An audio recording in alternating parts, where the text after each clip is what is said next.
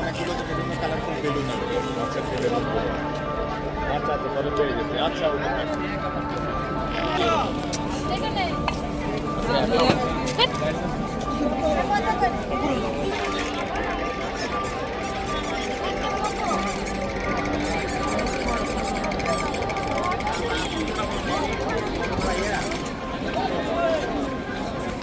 কেমন আছেন?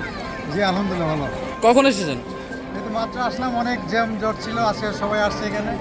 আমরা এই গ্রাম থেকে আসছি, পাশে গ্রাম থেকে আসছি। একটু আলাদা বলতে নতুনভাবে মানুষ স্বাধীনতার স্বাদ পাচ্ছে। সবাই মানে আমাদের ছাত্রদের একটা গণঅভ্যুত্থানে আমাদের দেশটা পুনরায় একটা স্বাধীনতা একটা স্বাদ পেয়েছে। এজন্য মানুষ বেশি, সব কিছু বেশি আমাদের ভালো লাগছে। পরিবার নিয়ে হাসি খুশি দিয়ে আমরা আসতে পারছি।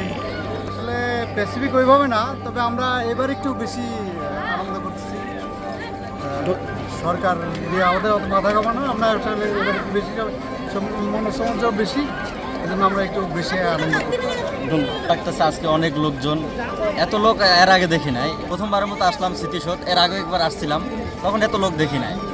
আর আজকে এত লোক যা ঢুকতেই পারতেছি না, অনেক লোক। যে আজকে অন্যান্য দিবসের থেকে আজকে স্পেশাল ডে, আজকে স্মৃতিসৌধ দেখতে আসলাম, অনেক সুন্দর দৃশ্য লাগতেছে আমাদের। এবার আলাদা উপভোগ, এবার লোকজন বেশি, অন্য লোক থাকে না, এবারে অনেক ভালো লাগতেছে। আমরা এখন স্বাধীনতা উপভোগ করতেছি, আমাদের মনের ভিতরে অনেক স্বাধীনতা উপভোগ লাগতেছে।